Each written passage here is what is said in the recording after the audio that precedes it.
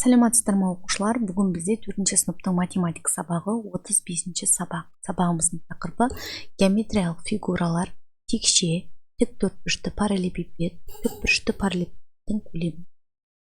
Бірінші тапсырмаға қарайық. Күнделікті өмірде сен осындай пішіндегі заттарды жиі кездестіресің. Мұндай геометриялық фигуралардың қалай аталатынын есіңе түсір. Бұл жерде суретке мұқият қарайық. Аквариум берілген, аквариум тікбұрышты параллелепипед пішінді. Текше пішін және бұл заттардың барлығының қараңыздар. Биіктігі, ұзын ені бар. Яғни үш қабырғасы бар. Көлемін табу үшін үш қабырғасын көбейтеміз. Ұзындығын, енін, биіктігін көбейтеміз. Текшенің көлемін табу үшін бір қабырғаны өзіне үш рет көбейтеміз. Яғни бір қабырғасының кубы. Өйткені текшенің барлық қабырғасы бір тең. Екінші тапсырманың асын қарай. Параллелепипедтің көлемін тап дейді. Параллелепипедтің көлемін есептеп табамыз. Біріншісін қарайық. Бұл жерде үш қабырғасы берілген. А бір қабырғасы, Б қабырғасы, С қабырғасы деп. Яғни ұзындығын, енін, биіктігін көбейтеміз үшін. Тең бұл. С 4 сантиметрге көбейтеміз. 9 сантиметрді 3 сантиметр. 36 108 сантиметр. Енді келесін тапқық. Мына жерде 1 сантиметр, 9 сантиметр, 3 сантиметр. 1 сантиметр 9 сантиметрге 3 сантиметр көбейтеміз.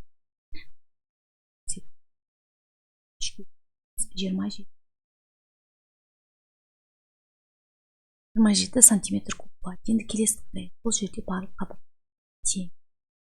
3 сантиметр, 3-тің кубы.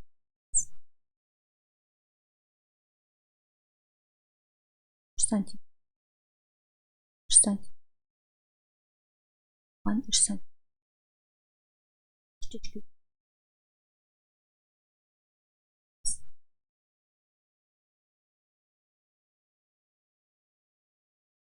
7 сантиметр куб.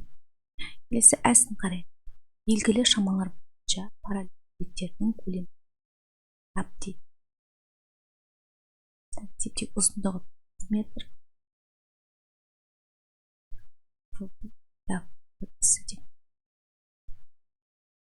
Метрді бетеміз 8 метрге, бетеміз 7 метр.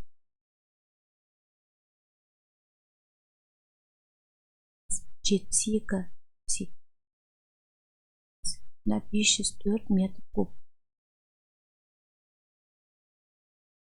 Екіншісі 10 сантиметрді 5 сантиметрге өйтеміз. Оны 8 сантиметрге өйтеміз. 10-ды 5-ке өйткенде 50 болды. Қарай 50-ді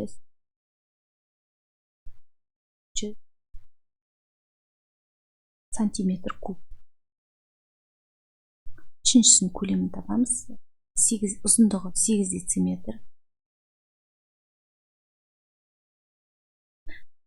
Ені 4 дециметр. Және биіктігі 3 дециметр. 8-ді 4. 32-ні 3. 96 дециметр болады. Ары қарай үшінші тапсырманы қарайық. Көрсетілген өлшем бірліктерін мектеп. 2 метр айналдырсақ 12.000 дециметр, 12 дециметр сантиметр айналдырсақ 1000 сантиметр куб. 3 метр куб айналдырамыз, 3000 дециметр куб. 1 миллион сантиметр айналдырсақ 1000 сантиметр. Есе 1 дециметр 1000 сантиметр. 1000 сантиметр 1 миллион.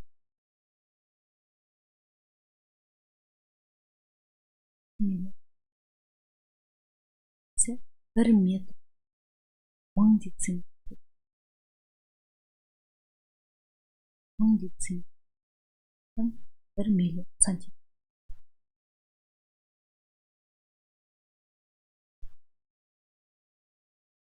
Ары қарай төртінші тапсырмаға қарайық. Ұзындығы 25 сантиметр, 25 метр, ені 10 метр, тереңдігі 2 метр болатын бассейннің көлемін тап дейді. Тереңдігі яғни ол деп биіктігі. Ұзындығы 25 метр. Ені ол. Тереңдігі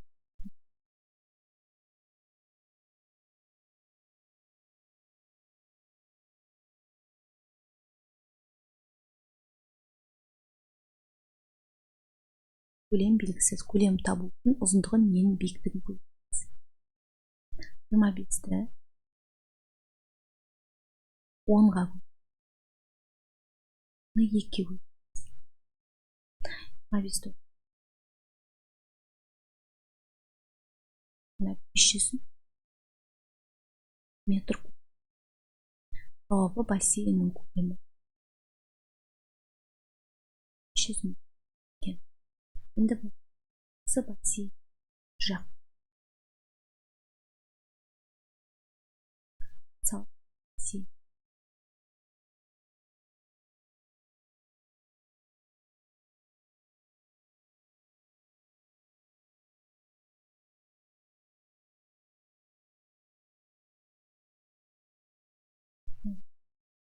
Енді мына жағы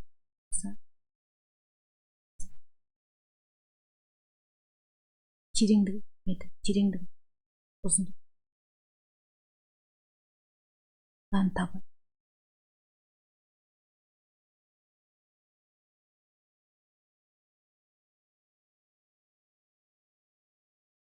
Екі жақ.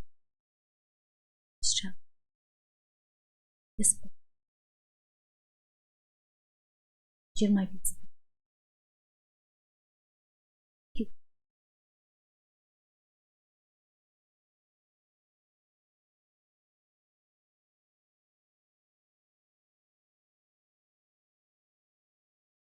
Километр квадрат.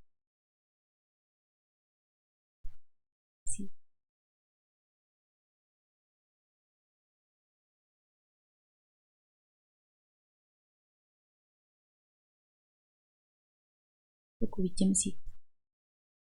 20 сантиметр. 20 метр. Мына жерінде сантиметр.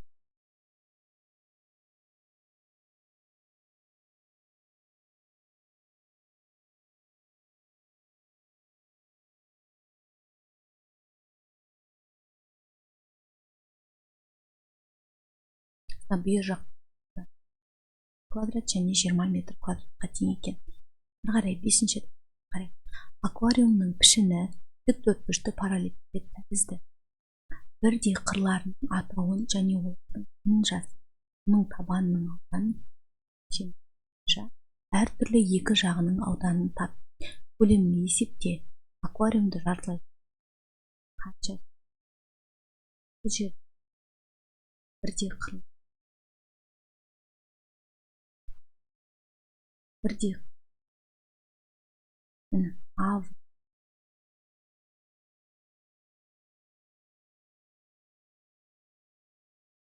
сыд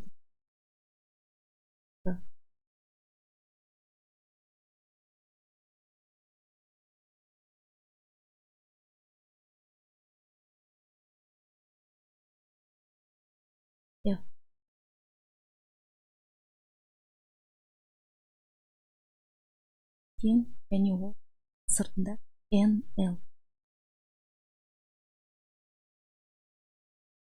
Бұл қырлы бір-бір. BC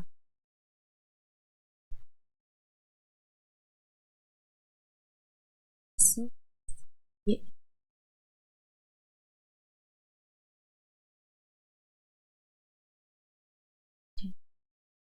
сынап тең және L.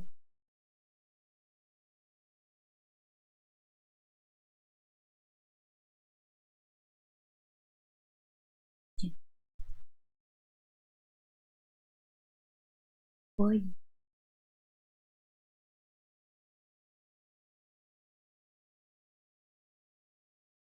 Бой қарамыз жатқан SN-ға тең және астында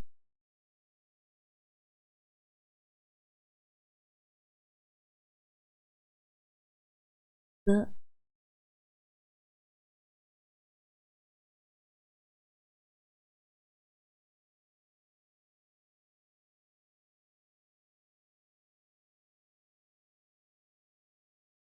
тең.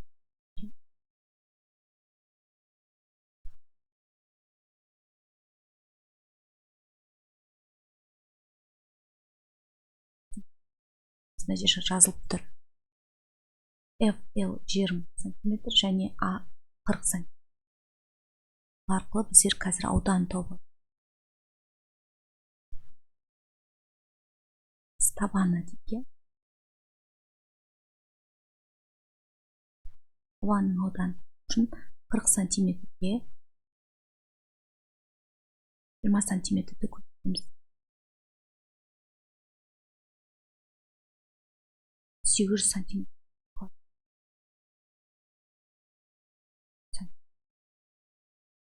Жарым.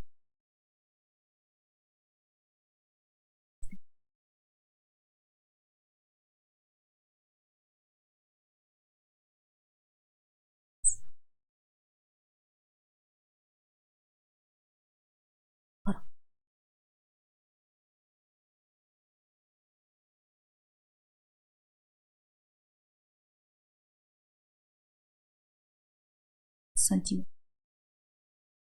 40 сантиметр. 100 сантиметр.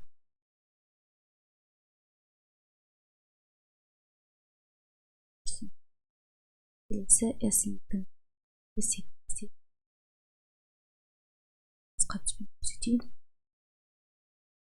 20 сантиметр.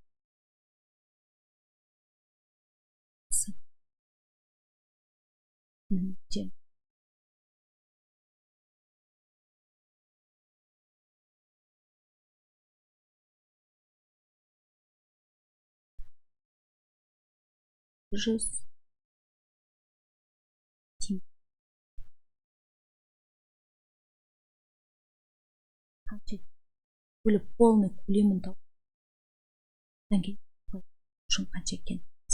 көлемін табу үшін ұзындығын ең биік 20-ны 40-қа 10 30-ға.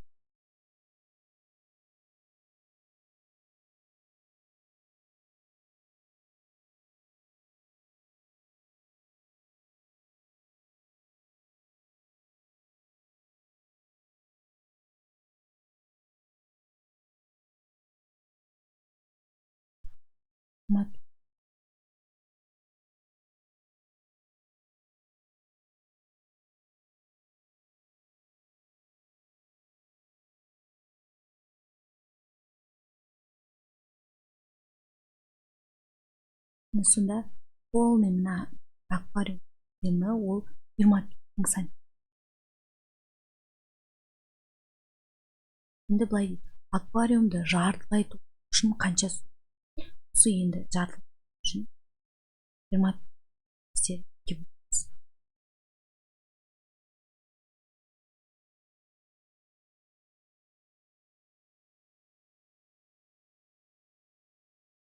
12 сантиметр.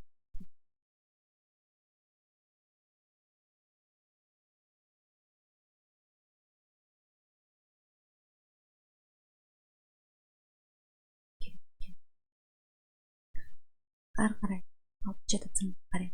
Аквариумды текше пішінді деп алып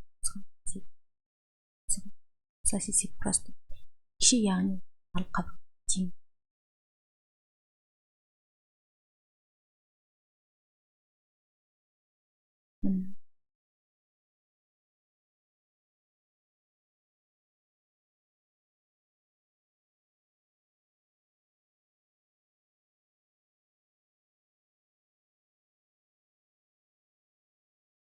Аквариум пішіні мысалы текше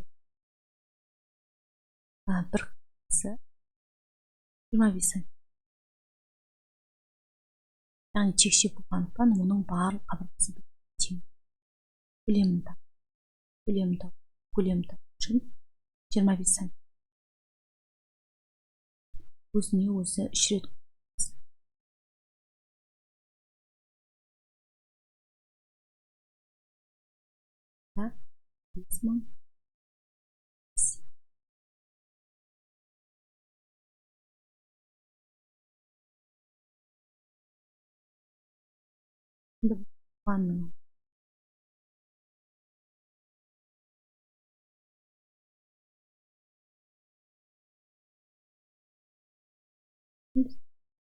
аның код 20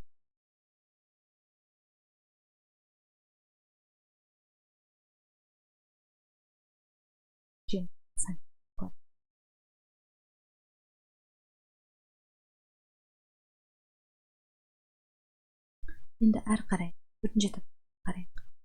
7-ші тапсырмаға қарайық. Текше мен тіктөртбұрышты параллелепипедтің жазбаларын салыстыр. Олардың ұқсастықтары мен айырмашылықтарын тап. Қарама-қарсы жақтарын ал. Енді қараңыз, текшеде барлық тең, барлық жақтарын қараңыздар. Барлығы бір-бір тең. Ал параллелепипедтің параллель жақ қабырға тең. Қабаны бір-біріне тең. Енді ұқсастық былай деп тұр ғой, жазбаларын салыстыр, жақтарын жұптап жаз. Бірінші текшенікін жазып шығайық. Текшенікі SDEF.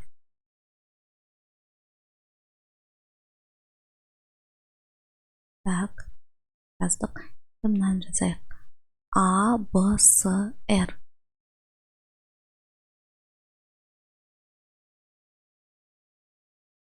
Так, мынаны жазайық. RCFN.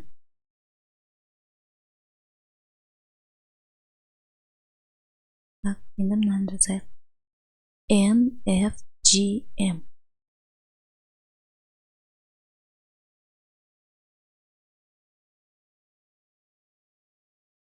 Так, мынаны жазайық. MGKL.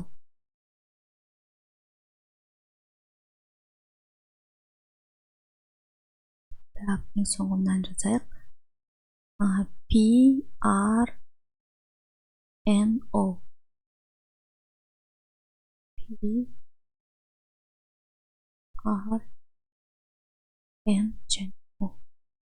Барлығын жазып шықтық. Енді параллелепипед. Бетте мұны біріншісін жазамыз мынаның үшін. NRUS.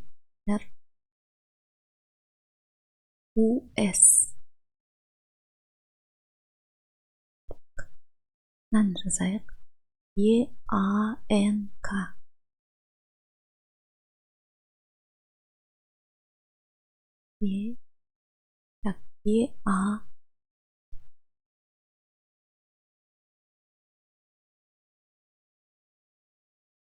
NK.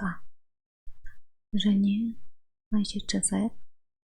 KNSF.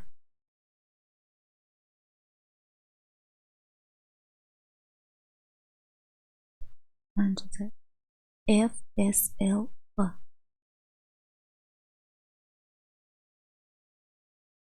Мынаны жазамыз. SKFH.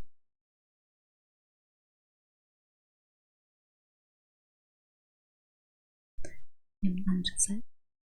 TS ашты. Сер атау.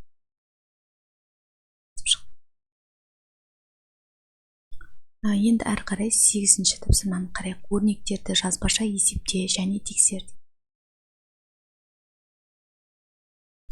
475.001-ден азайтамыз 9.802-ні. 465.000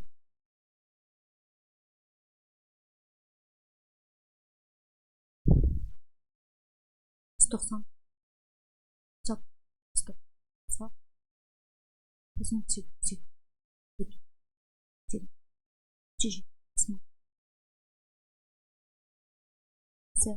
4148-ге қосамыз 614.901-ді.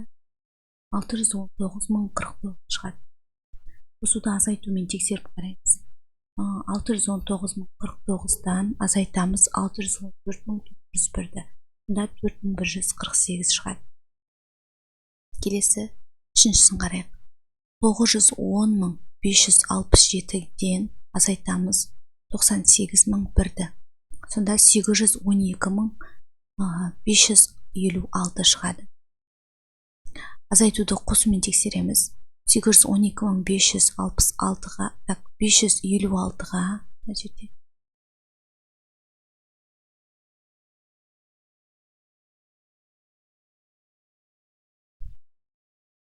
812.556-ға қосамыз 98.001-ді. 910.567 шығады.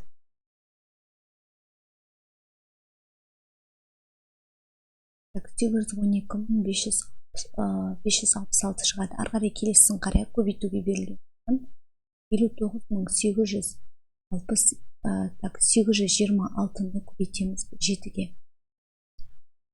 Так, көбейтеміз 7-ге. Сонда бізде 418.782 шығады. Одан кейін оны бөлумен тексереміз. 7-ге бөлеміз. 7-ге бөлген кезде 59.820 шығады. Келесі 90.147-ні көбейтеміз 4-ге. 360.588 шығады. Оны бөлумен тексереміз. 360.588-ді 4-ге бөлген кезде 90.147 шығады. Келесі 51.405-ті 9-ға көбейтеміз. 462.645. Енді оны бөлумен тексеріп қарайық. 462.645-ті 9-ға бөлгенде 51.405 шығады. Келесі үшінші бағыт қараймыз. 15.925-ге бөлеміз. Онда 3180. Так. Енді 3184-ті көбейтіп тексереміз 5-ге. Онда 15.20. Келесі 29.340-ті бөлеміз 9-ға. 3260 шығады. Көбейтумен тексереміз. 3260-ті 9-ға көбейтеміз. 29340. Келесі 614.820-ны 2-ге бөлген кезде 307.410 шығады. Оны тексереміз. 307.410-ды 2-ге көбейтеміз. 614.820 шығады. Ары қарай 9-ші тапсырманы қарайық. 2 қорапта 1200 грамм кәмпитті бір қораптан екіншісіне 50 грамм кәмпитті ауыстырып салғанда екеуінің массасы теңесті. Бастапқыда қораптардың массасы қандай? Так, жазамыз. 2 қорапта 1200 грамм бар. Бір қорапта X деп белгісі де X грамм. Ал екінші қорапта яғни барлығы 200 болса, одан X-ті.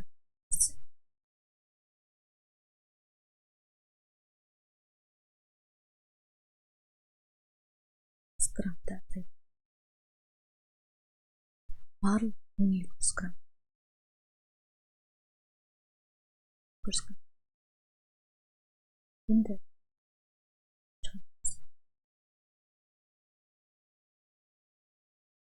бір қораптан екіншісіне 50 кәмпитті ауыстырып салған.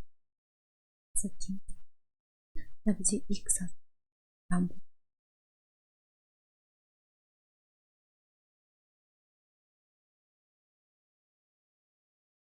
X азайту 50 грамм.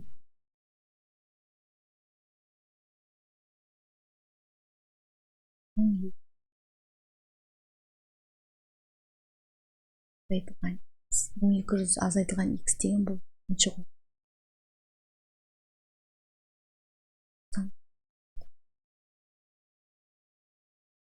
50 грамм бірінші қораптан алып екінші қорапқа салып. Мынада 50 болса, жаңа сол 50. Енді 2x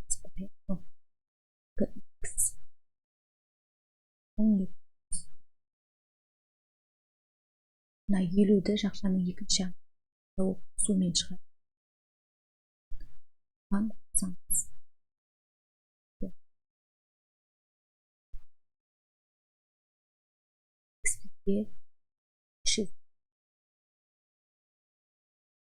X'ті табу үшін 1300-ді 2-ге бөлеміз.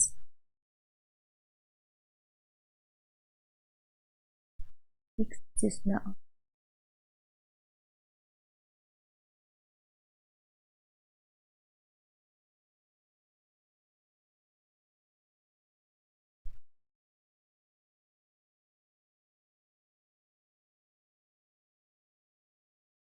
$650 грамм. Біріншісі 650 грамм болса, X 650 болса, бірінші қораптың массасы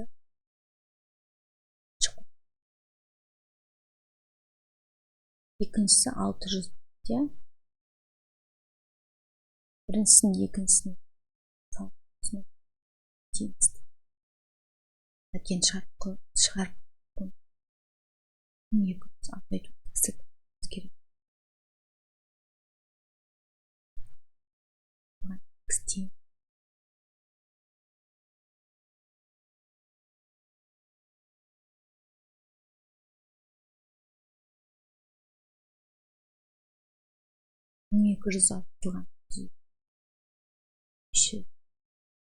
Жауабы бірінші қорапта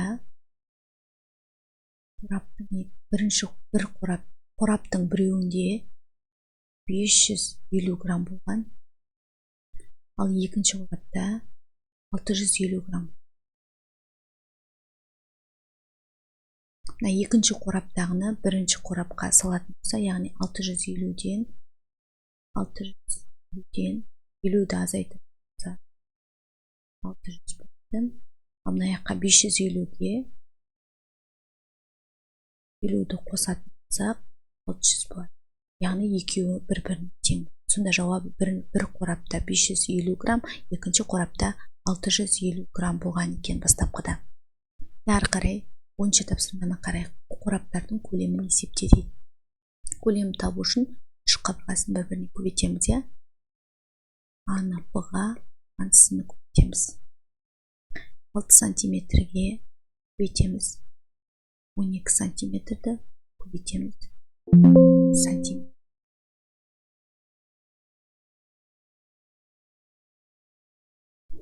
Сонда 6, 12, 4 сандарының көбейтіндісі 288-ге тең. Бірінші қораптың көлемі 288 сантиметр. Ал екінші қораптың көлемін табу үшін 5-ті 5-ке, оған 5-ті көбейтеміз. Үшеуін 125 сантиметр куб болады.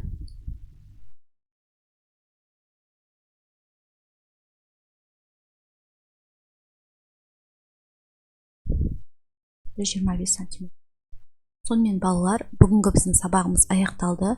Көңіл қойып тыңдағандарыңызға көп-көп рахмет. Келесі сабақта кездескенше сау болыңыздар.